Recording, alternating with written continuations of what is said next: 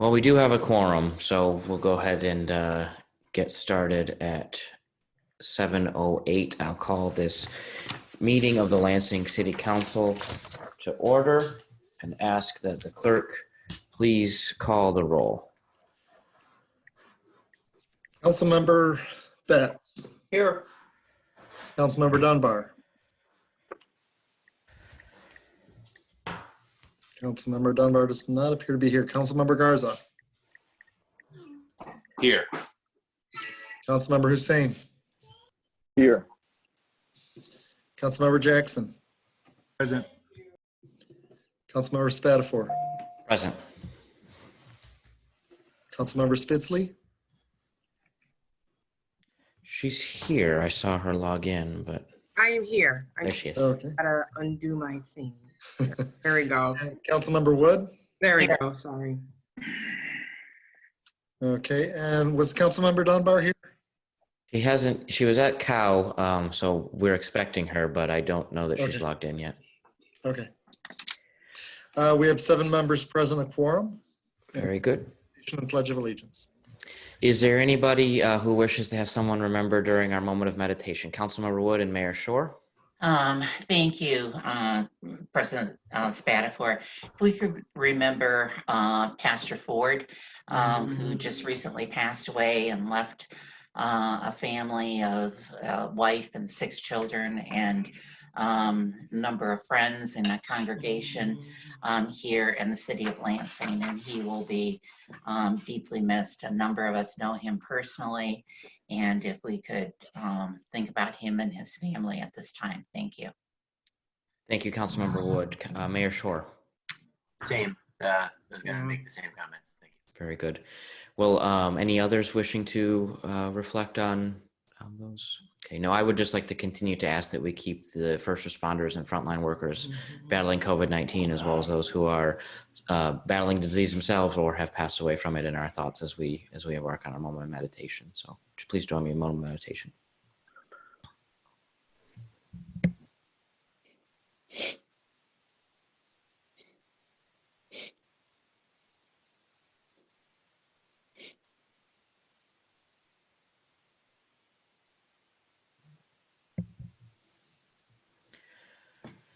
Thank you. Councilmember Wood, I'm going to ask you to lead us in the Pledge of Allegiance, and we will all say it internally as you lead us in the pledge. Oh, no.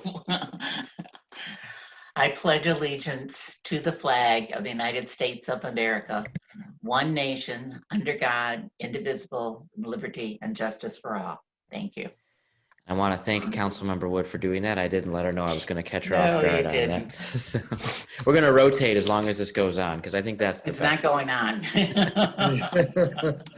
We are to the approval of the printed council proceedings of April 13th. We have before us the approval of the printed council proceedings from April 13th, 2020, moved by Vice President Hussein. So moved. Any additions or changes? Okay, seeing none, would the clerk please call the roll? On adoption of the proceedings, Councilmember Betts. Yep. Councilmember Dunbar. Councilmember Garza. Yes. Councilmember Hussein. Yes. Councilmember Jackson. Yes. Councilmember Spatafor. Yes. Councilmember Spitzley. Yes. Councilmember Wood. Yes. 7 yeas, 0 nays. That is adopted. And I apologize, we should have had the April 9th special meeting minutes on here as well. We'll catch those next week. We'll be here same time, same place. And we are to special presentations. Our first presentation is on Z9 2019, 3440 North East Street, conditional rezoning from F Commercial District to G2 Wholesale District. Very good. If you are here to present on that topic, would you please use the raise your hand function? So if you're on a Mac, it's Option Y. If you're on a Windows computer, it's Alt Y. If you're participating on your phone, it's *9. If you're using a tablet PC, you open up the presentations. There we go. Cheryl, you are unmuted. And I'm going to have you turn your camera on too. click on your name. Mr. Clerk, please let the record show that Councilmember Dunbar is present. Thank you. Cheryl, it is Ms. Landgraf. It's your presentation on zoning request Z92019. Thank you. Thank you for the opportunity to come before you. We, in September of 2017, we purchased this property during a time when Lansing hadn't yet finalized its medical marijuana ordinance. And at the time, you had a draft ordinance which allowed safety compliance facilities to be in a G2, a light industrial, and a heavy industrial. At the time, you were also contemplating allowing safety compliance facilities in F zoning, which is what our property currently is. So at the time, we decided to purchase the property in the event that you pass the amendment allowing safety compliance facilities in F zoning district. But even if you didn't, we thought there was a good probability that if we had to go through rezoning, that given all of the properties on the other side of the street are zone G2, that we had a fair chance of getting it rezoned. So we purchased the property, and we applied for rezoning the first time, full rezone, in December of 2017. And in 2018, the rezoning was denied. And two of the reasons, I believe, and I think Councilmember Hussein could speak more to this, one of the reasons was the full rezone would give this property G2 and all things that G2 afforded forever. And the subcommittee seemed to have some issues with that. And another reason was the subcommittee believed that rezoning this would constitute spot zoning. So fast forward to 2019, December 2019, we filed a conditional rezone, which would allow for a safety compliance facility only in the G2 category. And now we are up to date. So we're looking to start a safety compliance facility to test medical marijuana. And if there's any questions that either myself or my husband, Jeff Landgraf, can assist with, we would be more than happy to answer any of your questions. Thank you. Before we move to questions, Ms. Landgraf, is your husband on the line or is he with you in the same room? Well, he could be, he's across from our conference table / dining room table.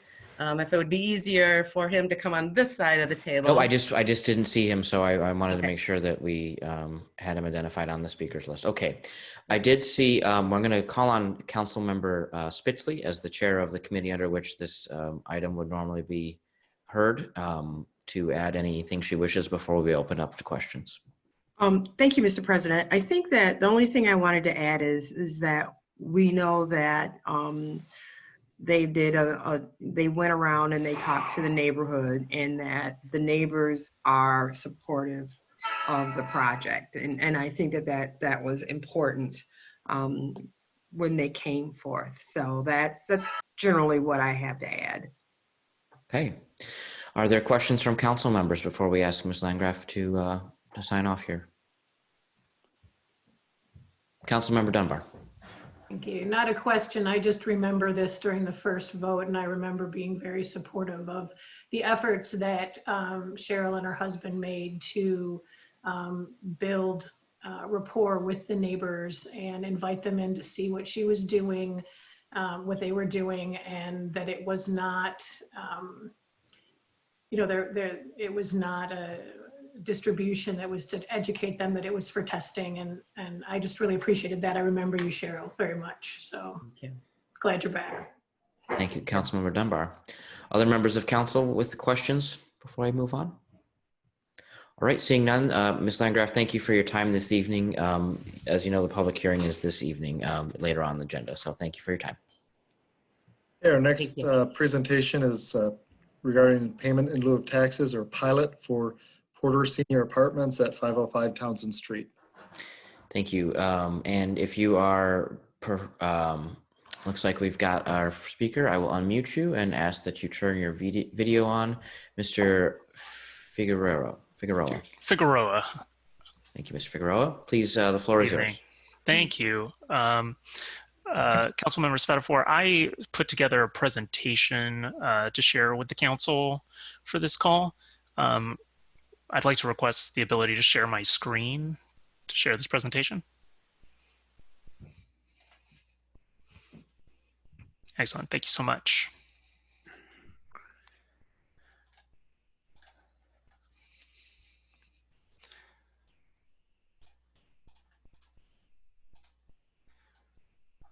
Okay, good evening, everyone. My name is Ricky Figueroa. I am the project manager for the proposed redevelopment of Porter Senior Apartments. Stephen Ritma, who is also on this call, is our legal counsel. We are here to request that the council extend an existing pilot agreement for the property so that we can effectuate a tax credit rehab at Porter Apartments. Today, we'll be discussing how the pilot request directly impacts our project and makes the redevelopment economically feasible. We'd also like to reintroduce ourselves to the council and any members who may not remember us from a few years ago. Affordable elderly housing covered by a Section 8 housing assistance payment contract, wherein tenants pay 30% of their income towards rent. Over 90% of our current residents are considered extremely low income, with incomes at or below 30% of the area median income, which at this time is approximately $17,000 per year. The property was built in 1920 and converted into apartments in the 1970s, which was the last known large-scale rehab for the building. Many of the existing components of the building were installed by previous ownership and are the root cause of extremely volatile operating costs. Porter was purchased out of foreclosure in 2005 with the intent of preserving this affordable housing resource, but many of the past problems at the building continue to drain the current ownership's resources, and they have only been able to afford maintaining what is existing. Now, we believe now is the time to replace these old and inefficient systems while raising the standards of living for residents at Porter.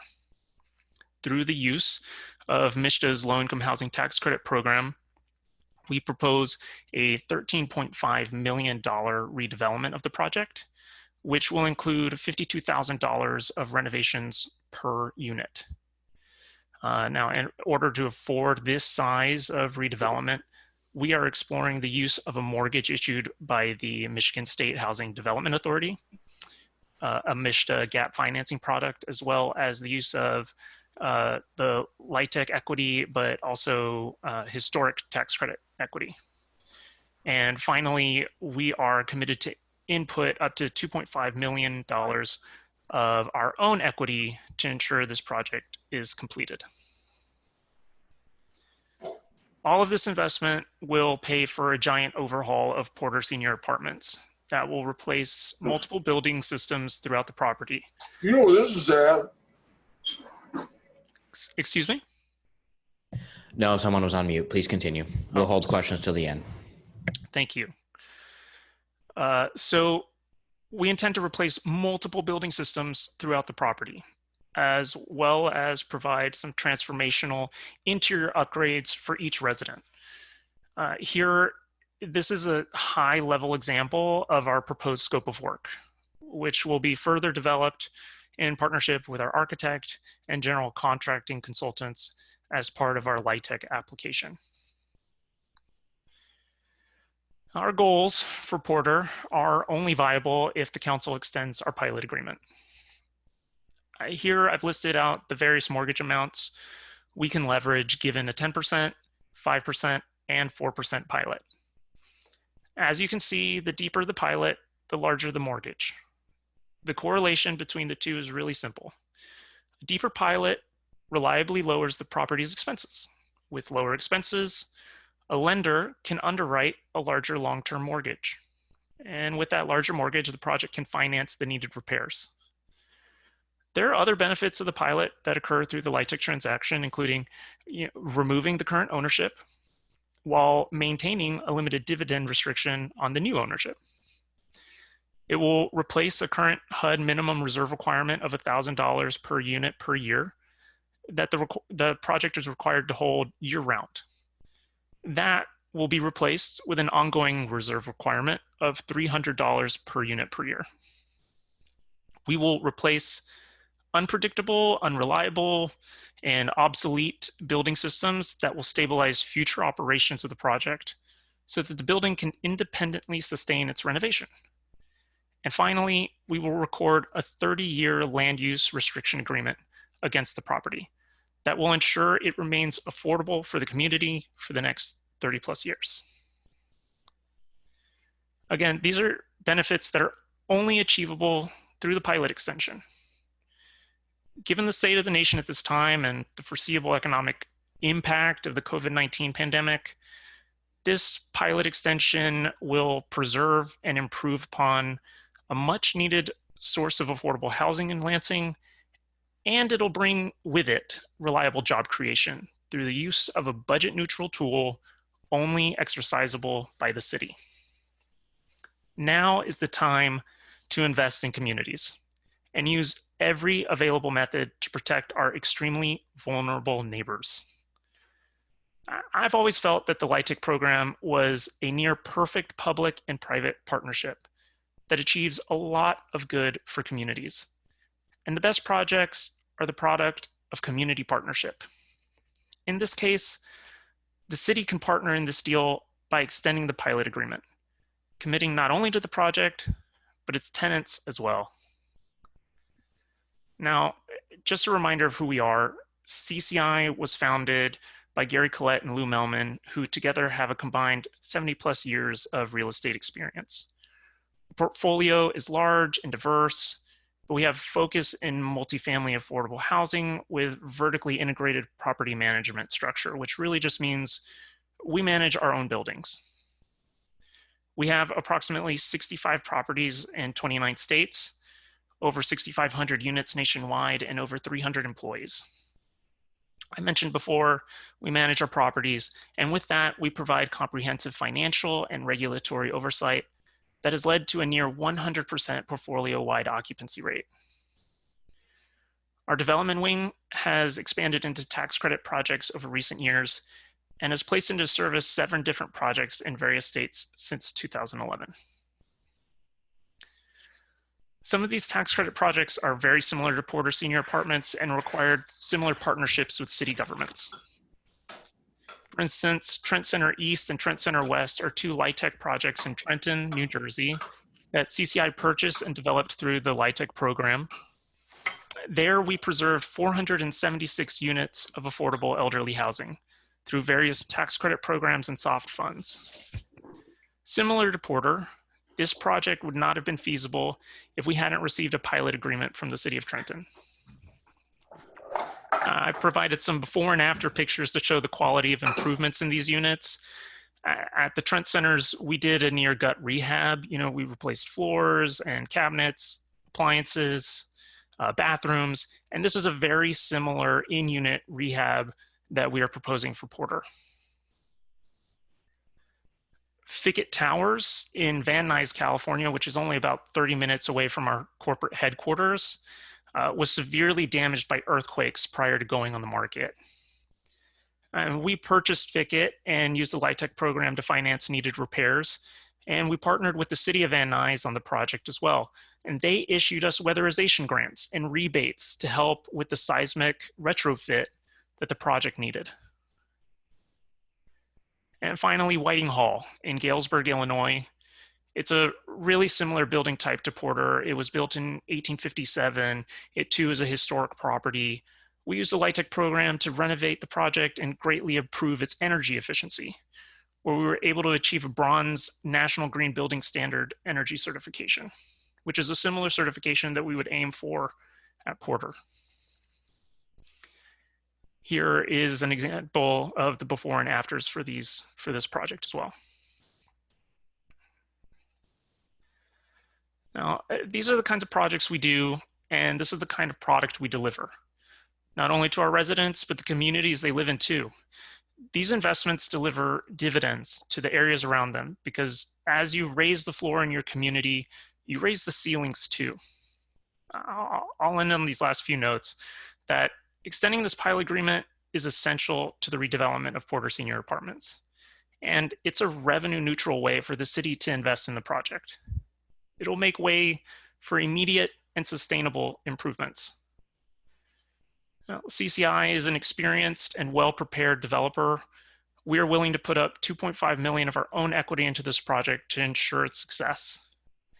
And finally, by extending this pilot agreement, we'll be preserving a valuable affordable housing resource at a time of uncertainty and committing to the affordability of this project for the next 30 years.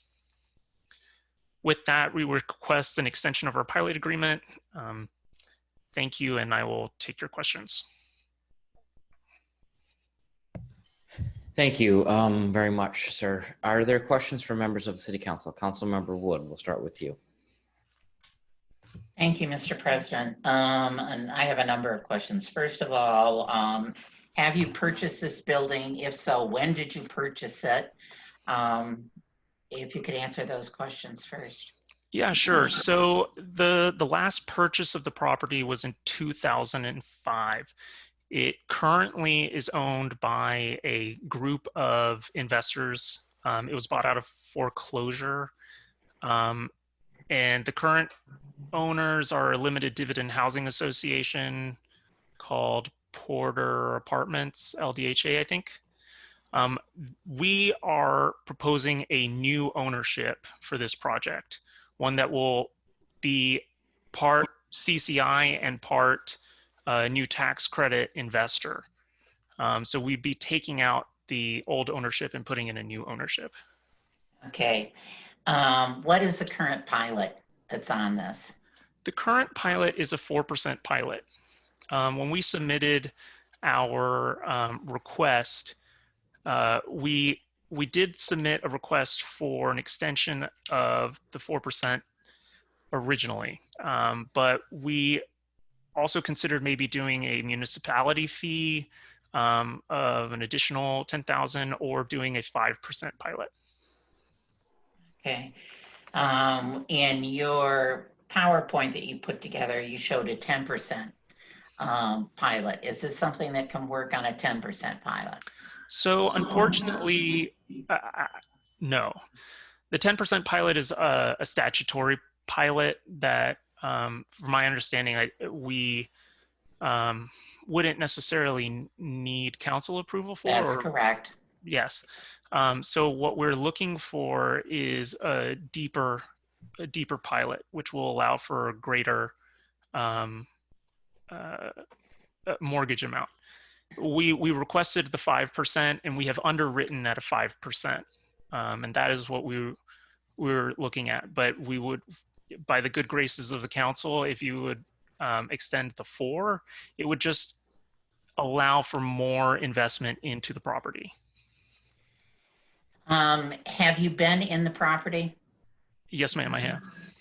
So you realize that there are a number of code issues that are involved in that property currently, that we have people that are living in substandard housing.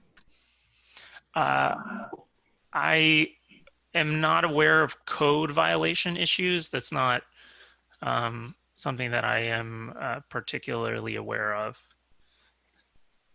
Well, I know personally that I've been involved with the Porter building for a number of years, and I realize you have indicated you don't currently own it, nor, you know, when this changed hands in 2005, were you part of that?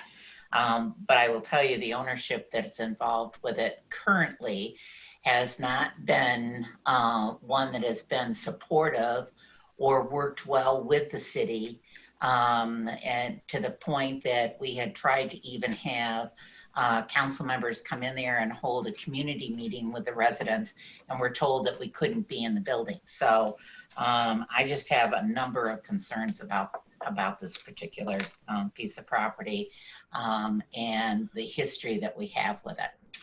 That's all. Thank you. Thank you, Councilmember Wood. Councilmember Spitzley's next. Sir, would you care to respond, or can we move on to the next question? Okay, we'll move on. Councilmember Spitzley. Thank you, Mr. President. So I have a couple questions as well. When we're talking about ownership, you, Mr. Figueroa, do you currently own or have an interest or an ownership in the property right now? Yes. So sorry, I did not mean to skip this response. I didn't realize Councilmember Spatafor was asking me to speak there. Yes, California Commercial Investment, through its principals, owns a minority part of the current ownership of the project, and our management wing does currently manage the project as well.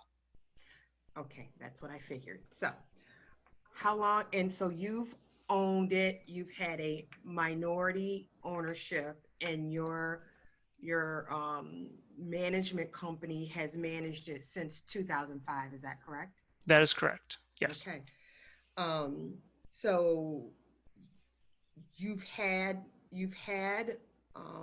the benefit of the 4% pilot since for the past 15 years, is that correct? Yes, we have.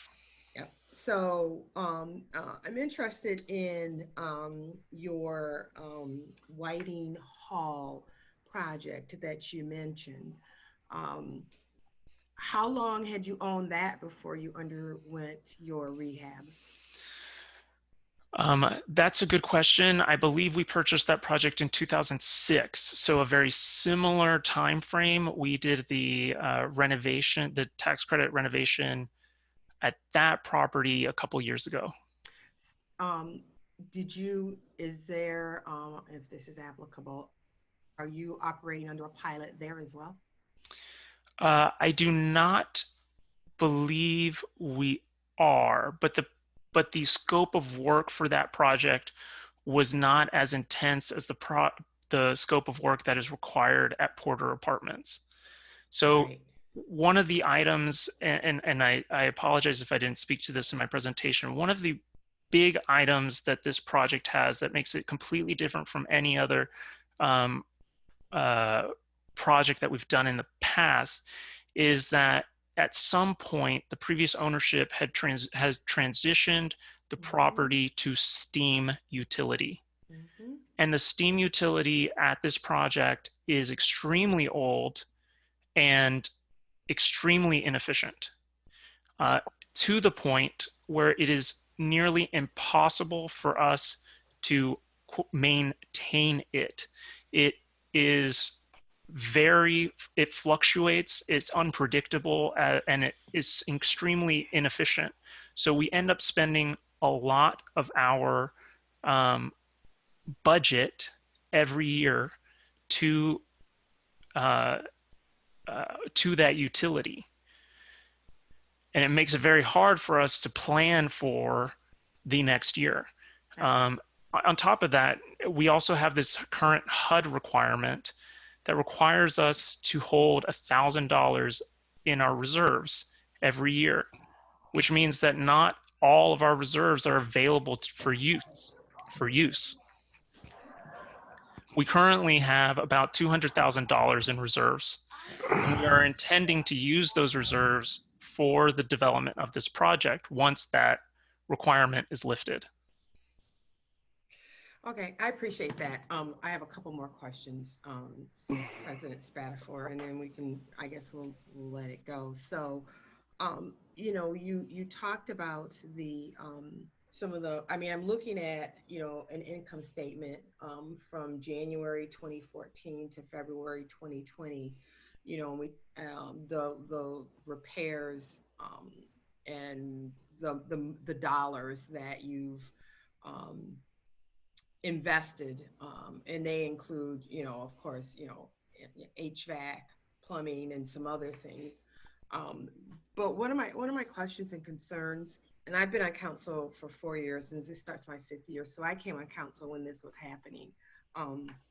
But someone once said to me that, when you're doing pilots are public-private partnership. You said that yourself, and it's a public-private partnership with us and with you. And following up on Councilmember Wood, we've really tried to reach out to you on some of these, or in your ownership. And since you've said that you are a minority ownership, on your ownership, to try to address some of these concerns that we've had, and we've really our concerns have really fell on deaf ears. And so it's a concern for me that now you're coming back here. Oh, how long is the pilot that you want? That's the question I need to know. Yeah, sure. So first, my apologies for any kind of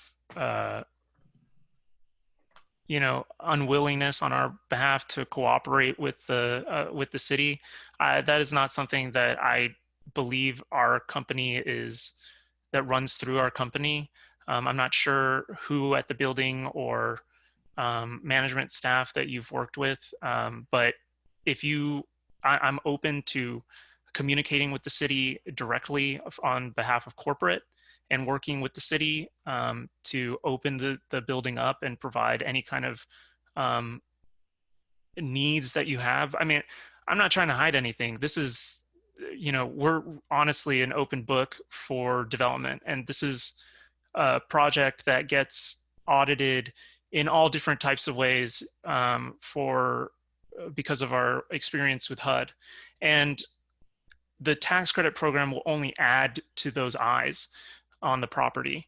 It'll only add increased scrutiny to our project management by ways of the investors, by ways of the Housing Development Authority, by ways of the city, by ways of HUD.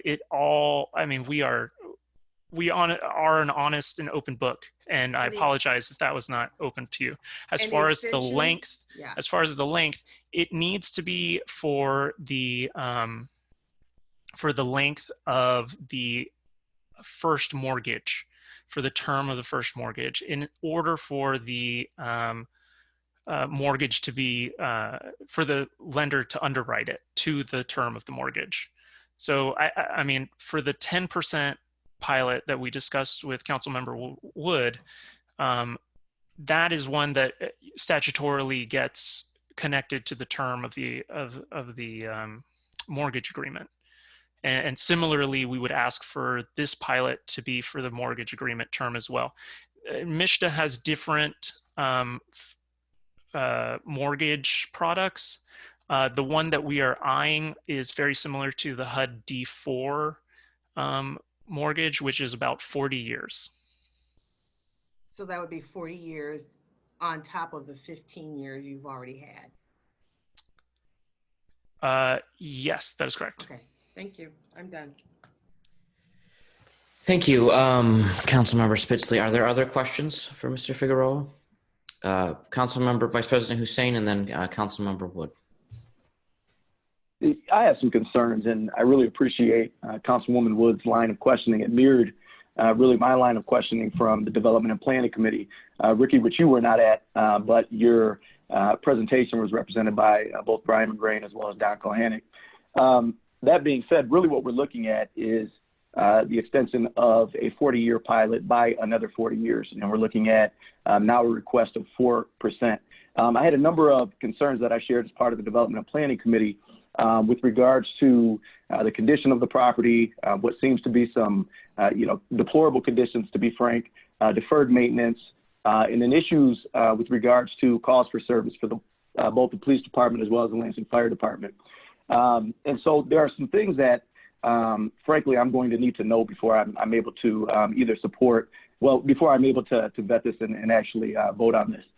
First, for the administration, I would like to know, and I know you won't have the answer tonight, but what does a 4% payment in lieu of taxes net the city of Lansing? What would a 5% net the city of Lansing? And what would a 10% net the city of Lansing. I also want to know what our calls for service have been over the last 3 years with regards to the Lansing Police Department, the Lansing Fire Department, as well as any public service considerations.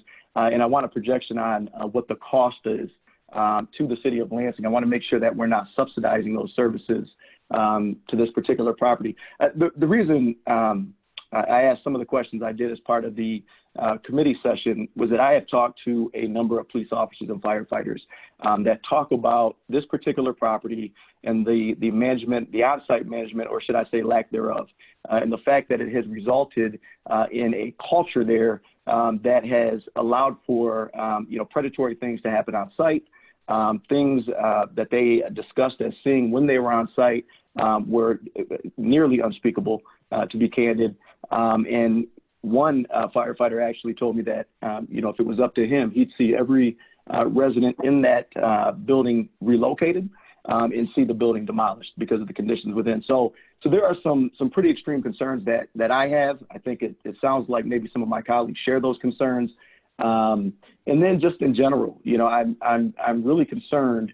You got a building that was built in 1920. I understand why the 40-year 4% pilot was extended in 1982. When we vetted this, I believe the request came 2018.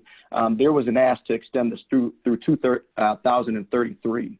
And that was so that things could be in line with MISTA funding. And I was concerned then. Now we're looking at another 40 years. So that is 80 years of 4% payment in lieu of taxes.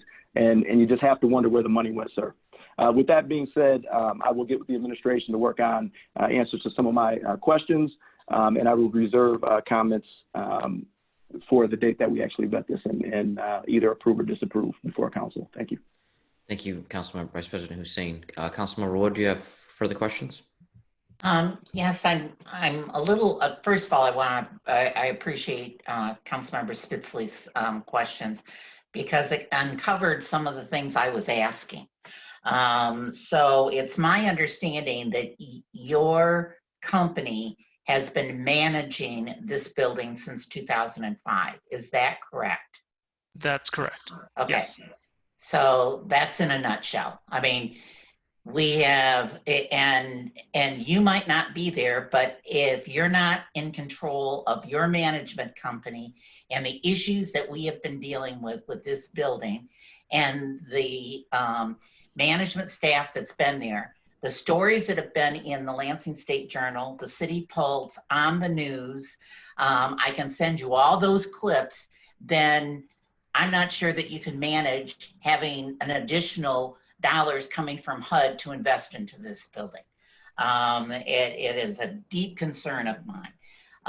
And again, Councilmember Jackson was with me when we tried to hold a meeting at that facility where management, not the tenants, management, not the ownership, management told us we could not be on premise and that their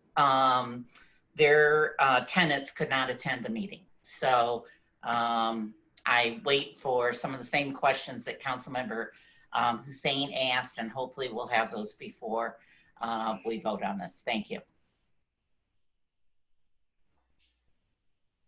Thank you, Councilmember Wood. I didn't see any other hands up, so I will ask Mr. Figueroa to thank you for your time, and we will be in touch with the next steps of the process. Thank you very much. Thank you. Our next presentation is the annual consolidated strategy and plan submission and action plan proposed budget for community development block grant fund resources for fiscal year 2021. Yes, and actually we do not have a presentation on that. Nothing changed between this week and last week, or in the last meeting, so we'll move on. Okay, then we are to comments by council members and the city clerk. Chris is going to tell us there's no May 5th election. Are there other comments from the council members? I see Council Member Betts and perhaps Council Member Hussein.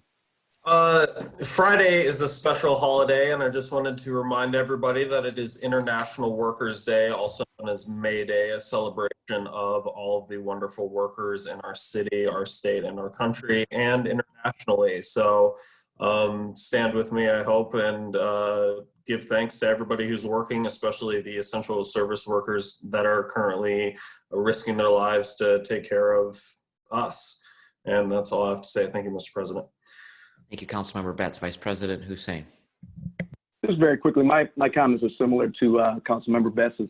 I think, over the past several weeks, we have certainly felt, we've felt the work of so many in our community, and that work certainly does not come without risk of exposure to those individuals that are actually engaging in the work, but even beyond that, obviously their respective families. And so I wanted to be maybe just a little bit more comprehensive and list some of those folks that we are so appreciative of. And that includes medical professionals, first responders, public service workers, utility workers, mail carriers, grocery store workers, delivery drivers, teachers and educational support staff, restaurant workers, nonprofit workers, sanitation and janitorial workers, and our journalists, among others. And then I also want to recognize really the phenomenal work that our office manager, as well as our administrative assistant has done or have done over the past several weeks. We have a very small staff as part of City Council, but they are mighty, let me tell you. And so for Sherry Boak and Renee Richmond to really do the work that they have done to continue to advance the business of City Council, to ensure that constituents are responded to, and really to ensure that we have the information we need and the support we need to continue to support those that we represent. It's been nothing but, I believe it's been nothing short of tremendous. So I really appreciate those two, and I wanted to make sure that we recognize them as part of the record.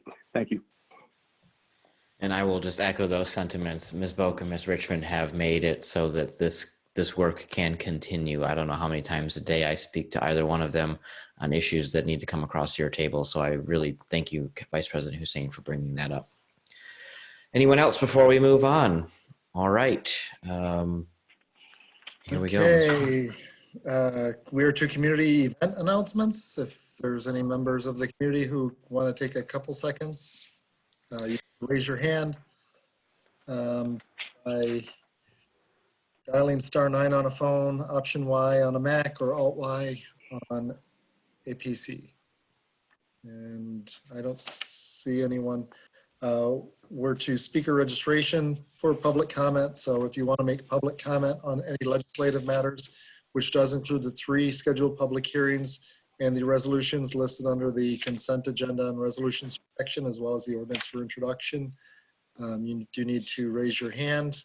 Again, *9 on a phone, option Y on a Mac, and Alt Y on a Windows PC. And while we're giving people the opportunity to raise their hands, we will go to the mayor's comments. Mr. Clerk, we skipped you. Did you have any comments besides that there is no election on May 5th? There is no election on May 5th. Very good. In the city of Lansing. Very good. Mr. Mayor. All right.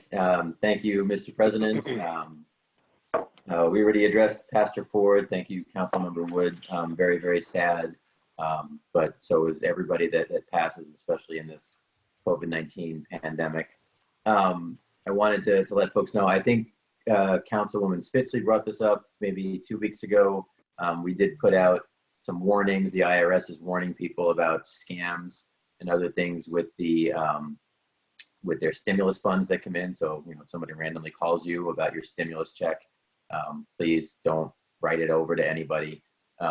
And we put something out today about that, I believe. We wanted to make sure I get the language right. I do want folks out there to know that we are working very actively on what we're calling a community response cabinet. Lansing is a fantastic community with a lot of people of need, but also a lot of people who are very generous. We don't like to see when people are competing for dollars and things. We're trying to bring all that together so we can raise money and get it where it needs to go. We're focusing on 3 buckets. One, individuals, those who need mortgage assistance, rental assistance, utility, things like that. And we have what's called the One Lansing campaign, where we're raising money for that, working with the Capital Area United Way and a few others towards a fund that goes towards these emergency dollars for individuals. So folks who have need, please check out the Capital Area United Way, and they can assist you. And those who have dollars they'd like to contribute, that's one good avenue. We're also working with many of our nonprofits, because many of our nonprofits do a lot of work I know the Community Foundation kind of took the lead on that. Now they're working with the United Way and with the City of Lansing to make sure that we can assist our nonprofits. And then our third area is small businesses. And as everyone knows, we've got a small business rescue program, which we hope by the end of the week to announce, where we're giving our very limited dollars, 40 to 45 or so. But we're also working on the CDBG plan, which was passed last week or 2 weeks ago by council and granted by the feds. We hope to have dollars in that, again, for small businesses, for micro grants, and also for individuals. So we're working on getting those dollars out. But anybody out there who wants to contribute, please go to tinyurl.com/onelansing.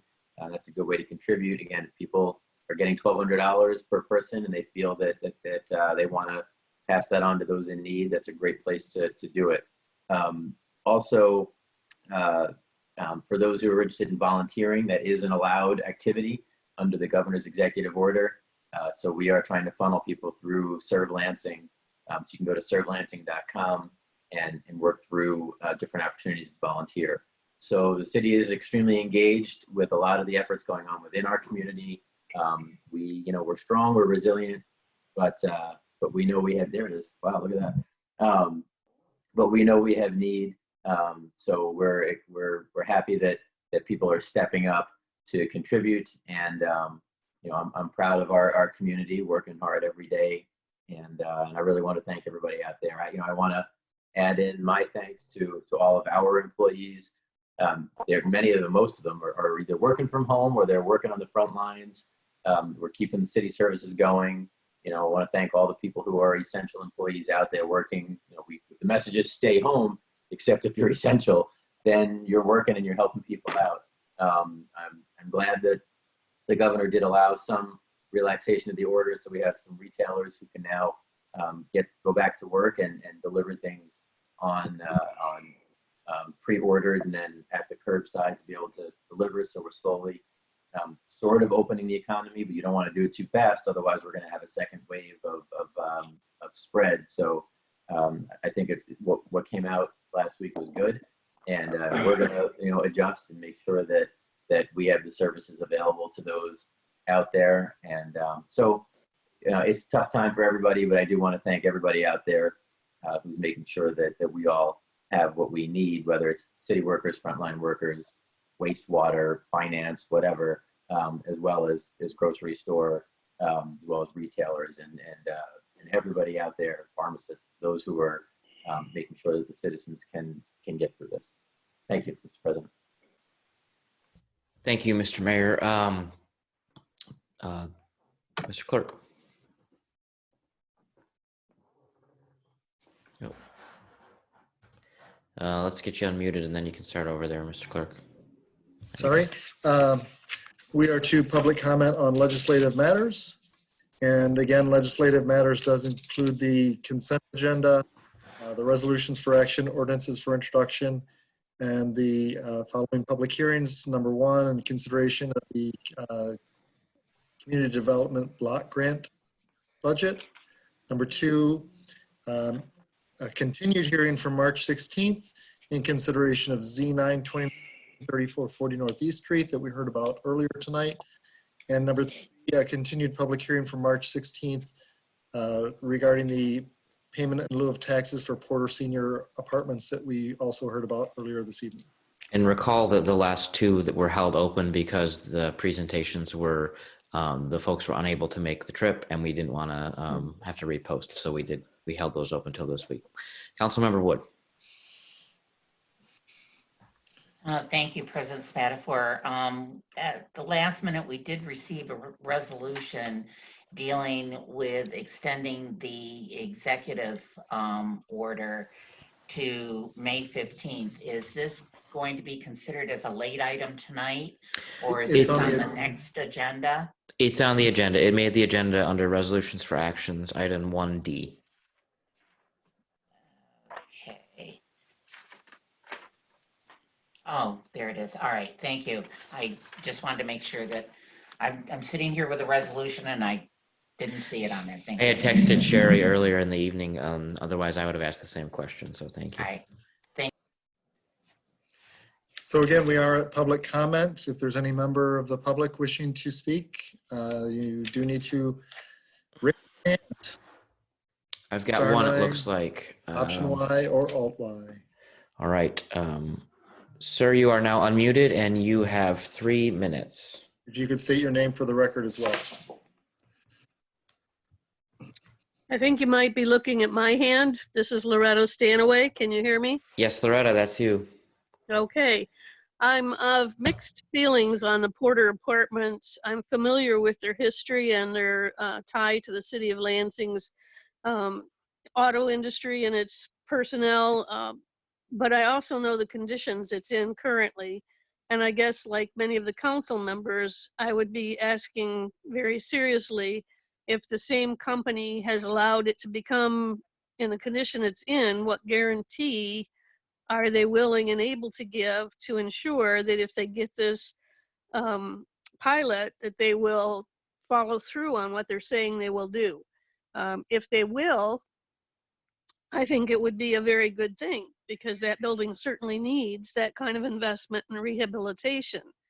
But if there's any doubt at all, or if there's any wiggle room or loopholes in their contract that would give them an opportunity to sit on their hands and not follow through, then I think we need to be very diligent in determining those things. Thank you. Thank you, Ms. Stanaway. Is there anyone else? Oh, I don't see any others. I agree. I think that looks like it's it. Okay, then we are to the referral of the public hearings. Number 1, the CDBG budget. The Committee of the Whole. Number 2 is Z9 2019. Committee of the Whole. And number 3, the Porter payment in lieu of taxes. Development and Planning. All right, then we are to the consent agenda. We have a few items on the consent agenda. Confirmation, the reappointment of Cassandra Nelson as an at-large member for the Historic District Commission for a term to expire June 30th, 2022. Joint appointment of Monica Janer to the Ingham County City of Lansing Community Corrections Advisory Board with a term to end September 17th, 2022. The confirmation of the appointment of Mike Dombrowski as the first ward member of the Park Board for a term ending June 30th, 2021. And the confirmation of appointment of Kimberly Whitfield as the fourth ward member of the Park Board for a term ending June 30th, 2024. Is there a motion to approve the consent agenda? It's been moved by Council Member Vice President Hussein. Would the clerk please call the roll?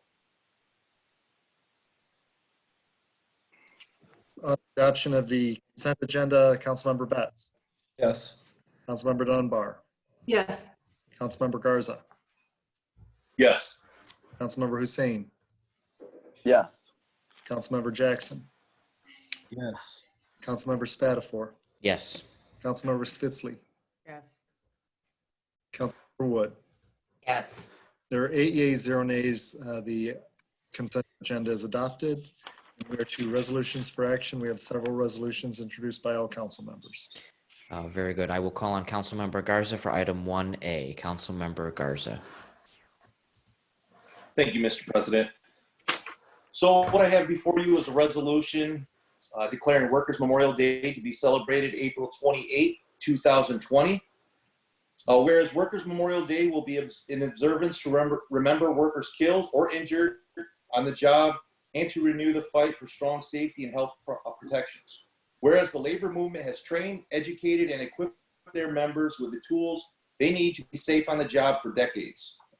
And whereas unions and their allies have fought hard in winning protections that have made jobs safer and saved lives with the new rules to protect workers and stronger anti-retaliation protectors for workers who report job injuries. And whereas in 2019, unions and their members helped pass the Workplace Violence Protection for Healthcare and Social Service Workers Act as they fought and won for emergency training grants to train frontline workers. And whereas the Workers' Memorial Day theme is protect our rights, speak up for safe jobs, every worker has the right to a safe workplace and able to speak up against unsafe working conditions. Now, therefore, be it resolved that Lansing City Council does hereby proclaim April 28, 2020 as Workers' Memorial Day in the city of Lansing and encourages City of Lansing residents to become educated and informed about programs, services, and opportunities to support a safe work environment. And in closing, I would like to sincerely thank all of our frontline and essential workers, men and women, brothers and sisters. You are in our thoughts and prayers. We thank you for your service to our community. Stay safe. And with that, Councilmember Garza has moved the resolution. Is there any further discussion? Seeing none, would the clerk please call the roll?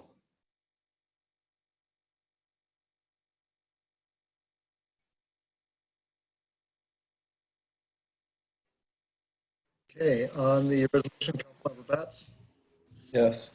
Councilmember Dunbar, Yes. Councilmember Garza, Yes. Councilmember Hussein, Yes. Councilmember Jackson, Yes. Councilmember Spatafor, Yes. Councilmember Spitzley, Yes. Councilmember Wood.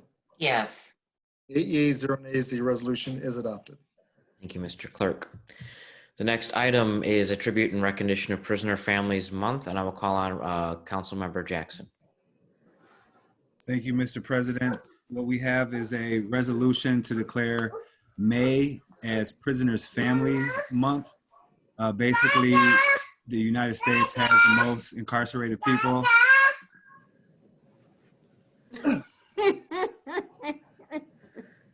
In prisons and jails by a long shot. So there's a forgotten group of people that didn't necessarily do any of those things, but it's the families of people that's incarcerated. So we're just trying to shed light on the struggles for them. I won't read all of it, but basically, whereas it is necessary to promote successful reentry and stop the revolving door to prison, whereas the city of Lansing and city council understands that families and kids are negatively affected, and also it could lead to increased poverty, increased antisocial behavior, increased psychological problems throughout the kids' lives, and therefore be it resolved that the Lansing City Council hereby proclaims May as Prisoner Family Month. Thank you, Councilmember Jackson. Do you move the resolution? Yes, sir. It's been moved by Councilmember Jackson. Thank you. Is there further discussion on this item? Seeing none, would the clerk please call the roll? Councilmember Betts, Yes. Councilmember Dunbar, Yes. Councilmember Garza, Yes. Councilmember Hussein, Yes. Councilmember Jackson, Yes. Councilmember Spatafor, Yes. Councilmember Spitzley, Yes. Councilmember Wood. Yes. 8 yeas, 0 nays, the resolution is adopted. Thank you. The next one is Councilmember Wood, a tribute in recognition of National Crime Victims' Rights Weeks. Councilmember Wood. Thank you, President Spatafor. This is a recognition that we've done for several years, and this is recognizing Crime Victims' Rights Week. Normally, we have had victims of crimes and their families come down to City Council. Rena Risper has been the one that has been the lead on this, and during that time, we have people that come forward and speak about how the crime has affected them and their families. And this year, Crime Victims Week is April 19th through April 25th. And because of the COVID-19, we aren't able to have that celebration down there, but we did want to recognize people again during this time, letting them know that we are supporting them. This year's theme is Seek Justice, Ensure Victims, Inspire Hope. And so with that, I would move the resolution. The resolution has been moved by Councilmember Wood. Thank you very much, Councilmember Wood. Is there further discussion on this item? Seeing none, I ask the clerk to please call the roll. Councilmember Betts, Yep. Councilmember Dunbar, Yes. Councilmember Garza, Yes. Councilmember Hussein, Yes. Councilmember Jackson, Yes. Councilmember Spatafor, Yes. Councilmember Spitzley, Yes. Councilmember Wood. Yes, 8 yeas, 0 nays, the resolution is adopted. thank you. Thank you. The next item is an extension of the declaration of state of emergency regarding COVID-19, and I will call on Vice President Hussein.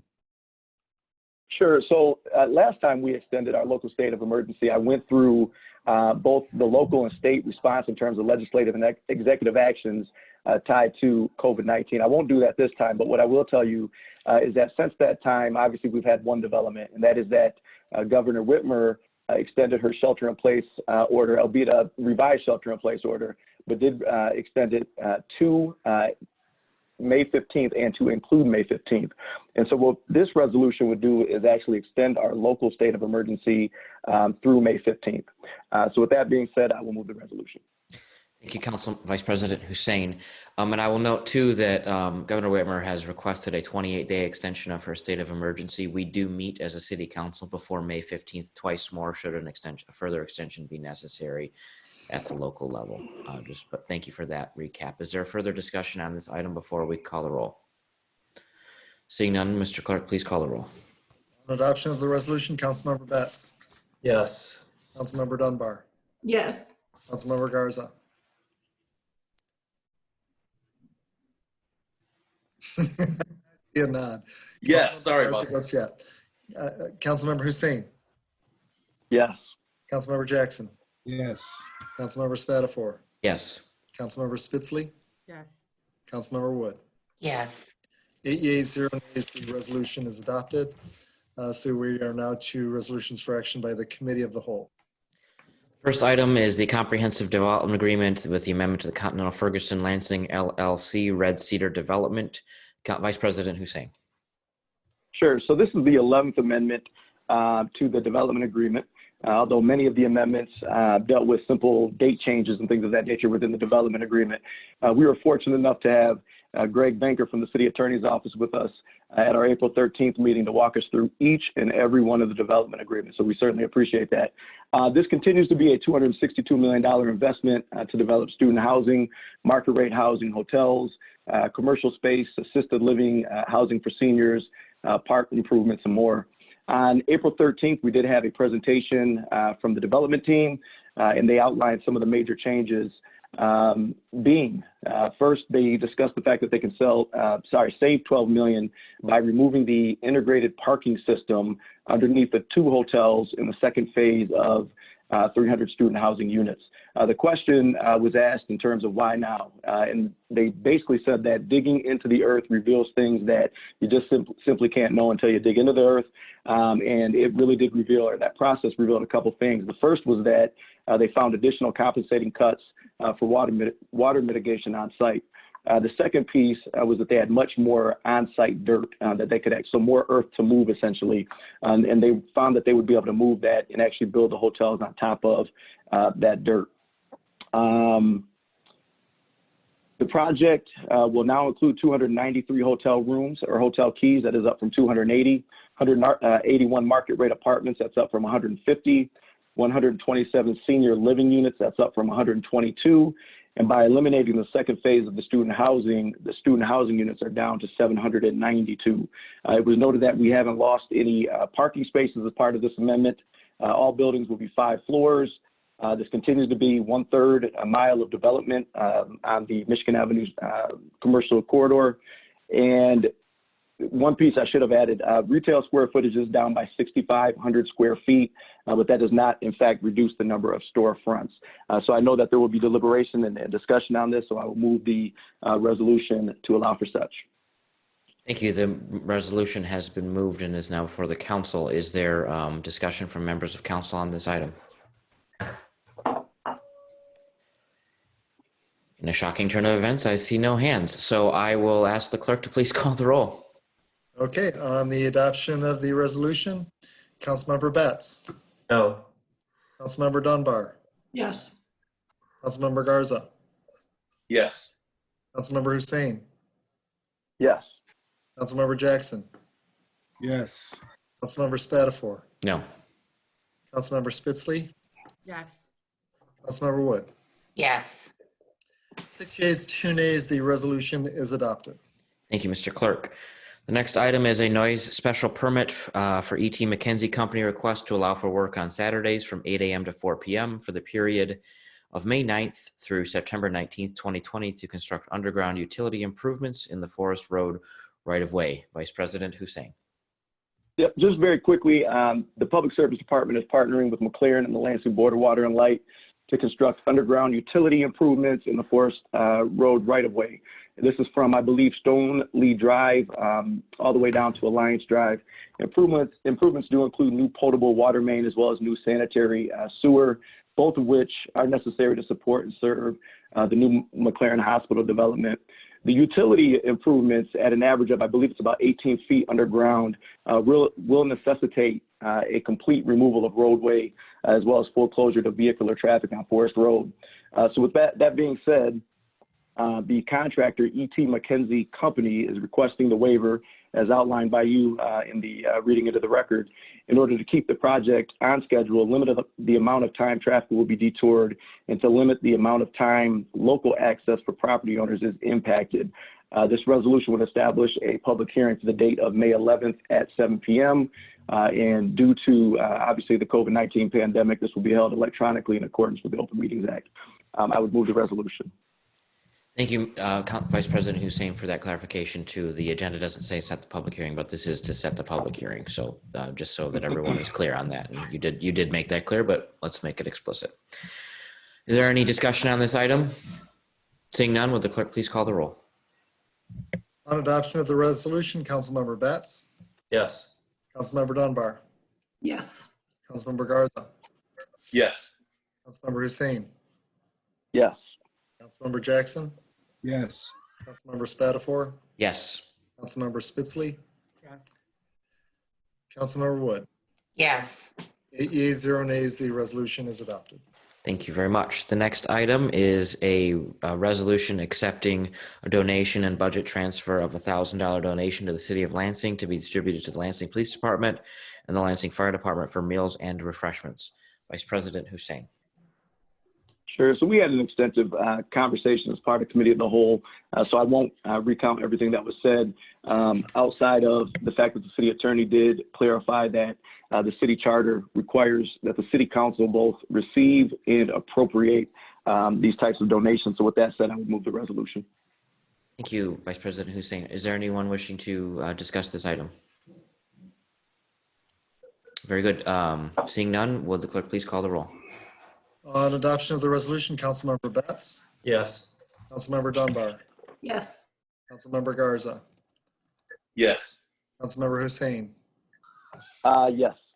Councilmember Jackson, Yes. Councilmember Spatafor, Yes. Councilmember Spitzley, Yes. Councilmember Wood. Yes. 8 yeas, 0 nays, the resolution is adopted. And we are to the order of ordinances for introduction. From the Committee of the Whole, we have an ordinance of the City of Lansing, Michigan to amend Chapter 260.05 of the Lansing Codified Ordinances to allow for the Lansing Housing Commission to own and transact real property in its own name and remove certain approvals by the city as to selection and compensation of officers and employees of the commission, and amend Section 260.07 of the Lansing Codified Ordinances to clarify insurance requirements and remove certain approvals by the city related to the commission's annual audit. The ordinance is read a first time by its title and referred to the Committee of the Whole. Thank you, Mr. Clerk. Although it is Committee of the Whole, I'm going to call on Councilmember Spitzley to give any further information, given this was coming through your committee to begin with. Anything to add to that besides what we heard in Committee of the Whole this evening? Thank you, Mr. President. No, we had a very comprehensive presentation by the Lansing Housing Commission's Executive Director. We also had a discussion with our city attorney about some of the changes to the ordinance and why those changes were made and were not made. And so with that, I'll move the resolution that sets the public hearing for May 11th, 2020. Thank you very much. The resolution is before the council. Is there further discussion on this item? Seeing none, I ask the clerk, please call the roll. Adoption of the resolution setting the public hearing, Councilmember Betts, Yes. Councilmember Dunbar, Yes. Councilmember Garza, Yes. Councilmember Hussein, Yes. Councilmember Jackson, Yes. Councilmember Spatafor, Yes. Councilmember Spitzley, Yes. Councilmember Wood. Yes. 8 yeas, 0 nays, the resolution is adopted. Okay, that brings us to speaker registration for public comment on city government related matters. Again, you will need to raise your hand. So we'll give you a couple minutes to do that while we are referring the items. And again, to raise your hand, *9 on a phone, Option Y on a Mac, Alt Y on a Windows PC. And we are to reports of city officers, boards, and commissions. Vice President Hussein. Sure. I'd move that all items be considered as read in full and the appropriate referrals be made by you, President Spatafor. Thank you. The motion has been made. Any discussion on that motion? Seeing none, will the clerk please yet again call the roll? On the referrals, Councilmember Betts, Yes. Councilmember Dunbar, Yes. Councilmember Garza, Yes. Councilmember Hussein, Yes. Councilmember Jackson, Yes. Councilmember Spatafor, Yes. Councilmember Spitzley, Yes. Councilmember Wood. Yes. 8 yeas, 0 nays, that motion is adopted. So we're to the referrals, reports of city officers, boards, and commissions. We have a letter from the city clerk regarding minutes of boards and commissions. Place on file. Letters from the mayor regarding the donation acceptance of $1,000 donation to be distributed to the Lansing Police and Fire Department. Place on file. Authorization of tax anticipation notes for cash flow borrowing policies. We'll send that to the committee of the whole. And communications and petitions, affidavit of disclosure, Jane Bidwell of the Lansing Police Department. Ethics Board. And notice from the Liquor Control Commission regarding a new brewer license, new beer and wine tasting permit at 523 East Shiawassee for MASH Mavericks, Inc. The Committee on General Services. We are to remarks by council members. Any council members wishing to make closing statements this evening? All right, we all set. Remarks by the mayor. Mr. Mayor, nothing? Very good. And public comment. We have two folks that have raised their hands for public comment, it looks like. So I know that this is Loretta Stanaway, so we'll call on Loretta first. Ms. Stanaway, you have 3 minutes. Okay, first I would like to make an announcement that I didn't make earlier because I couldn't figure out how to do it. And that is that the Friends of Lansing's Historic Cemeteries will once again be distributing free geraniums on Saturday, May 16th between 10 a.m. and 2 p.m.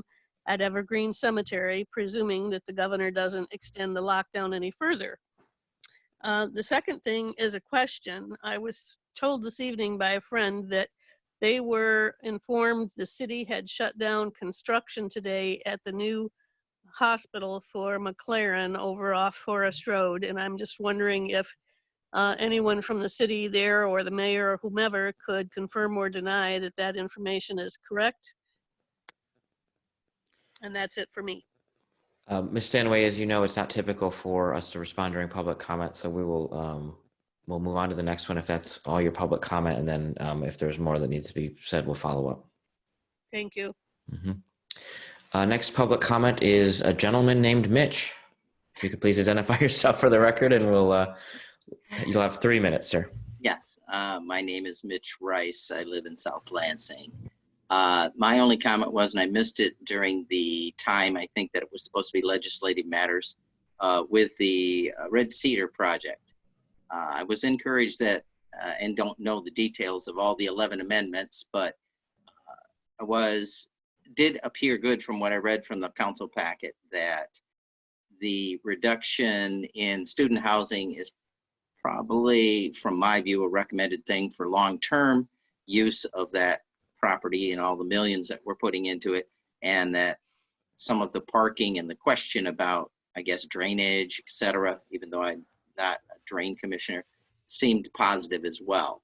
I made comments at another council meeting when this was first being considered that it's good that we are on top of this, because I wouldn't want to see it as a city loss And if there's more diversification and use of that land for the next 50, 60 years, that's appreciated. Thank you. Thank you. That concludes public comment. Would anyone from the administration like to address the construction? I know that we've talked a little bit about this as construction has been halted on most sites across the state that aren't immediate repairs and building of critical infrastructure, but I'll call on the mayor to address that issue. Yeah, thank you. I was just going to have Mark respond to Ms. Stanaway, but the answer is that construction is not allowed under the executive order. So we have not sent out our inspectors to any projects that are not allowed under the executive order. And what we said was when we received complaints about violations of the executive order, we would go and give warnings to anybody who violated it and then cite them. That's what we've been told by the Attorney General. That's how we're supposed to treat it. We did get complaints that McLaren was still under construction. I did have a conversation with their CEO and explained that the executive order specifically does not allow for it. And they agreed to halt construction. Had it been something that the hospital would be finished during the emergency and they could effectively have greater capacity due to the emergency, then they would be allowed. But otherwise they are not, unless they're doing public right-of-way work, and their vertical work was not public right-of-way. So it pained me to have to make that call because I'm very excited about that project and their investment. But we have to follow the law, and the executive order says that they could not do that construction under the previous version of the executive order. And I believe that language has continued under this executive order. I haven't looked at the FAQ, but anybody who's interested can go to the governor's website under coronavirus. There's an FAQ document. For the previous executive order, there was a specific question and answer response for construction. You just have to type construction into the search box.